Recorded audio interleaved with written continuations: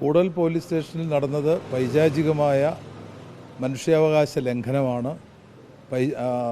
ഗരുഡൻ തൂക്കം അടക്കമുള്ള മർദ്ദനമുറകൾ കേരളത്തിലേക്ക് മടങ്ങി വന്നിരിക്കുന്നു എന്നുള്ള വ്യാപകമായ ആക്ഷേപം അത് മാധ്യമങ്ങൾ തന്നെ വലിയ പ്രാധാന്യം കൊടുത്ത് കൊണ്ടുവന്നതാണ്.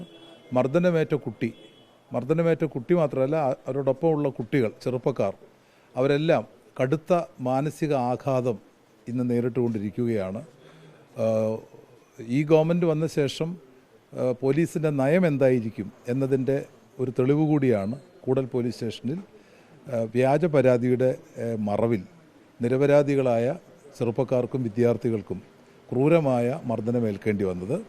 അതിനെ തുടർന്ന് ആ സംഭവം വ്യാജ പരാതിയാണ് എന്നറിഞ്ഞപ്പോൾ തന്നെ കുറ്റക്കാർക്കെതിരെ കർശനമായ നടപടി ഉണ്ടാകുമെന്നാണ് നമ്മൾ പ്രതീക്ഷിച്ചത്. പക്ഷേ കുറ്റക്കാരെ വെള്ളപൂശുന്ന ഒരു സമീപനമാണ് ഗവൺമെൻറ് സ്വീകരിച്ചിട്ടുള്ളത്. അതിനെതിരെ അതിശക്തമായ പ്രതിഷേധം ഞങ്ങൾ രേഖപ്പെടുത്തുകയാണ്. യുവജന സംഘടനകളുടെ പ്രക്ഷോഭണം ആദ്യഘട്ടത്തിൽ അവിടെ നടന്നു കഴിഞ്ഞു.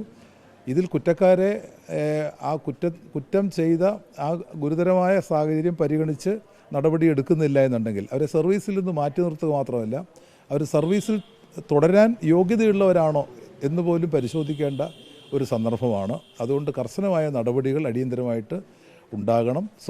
സ്വാഭാവികമായും അതിനെതിരെ പ്രതിഷേധം ഉയർന്നു വരും. ആ പ്രതിഷേധത്തിനോടൊപ്പം CPM ഉണ്ടാവും.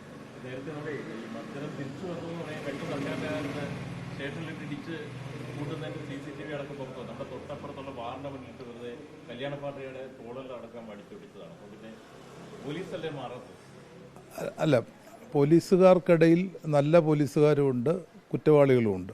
കുറ്റവാളികളായ പോലീസുകാർക്കെതിരെ ഇതുപോലെയുള്ള സമാനമായ സംഭവങ്ങൾ ഉണ്ടായപ്പോൾ ഇടതുപക്ഷ ജനാധിപത്യ മുന്നണി സർക്കാരിൻ്റെ കാലഘട്ടത്തിൽ കർശനമായിട്ടുള്ള നടപടികൾ ഉണ്ടായിട്ടുണ്ട്.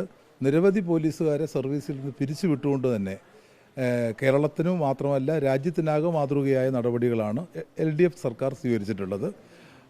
അപ്പോൾ അതേപോലെ ഉള്ള നടപടികൾ ജനങ്ങൾ പ്രതീക്ഷിക്കുന്നു. അതുണ്ടാകും എന്നാണ് ഞങ്ങൾ പ്രതീക്ഷിക്കുന്നത്.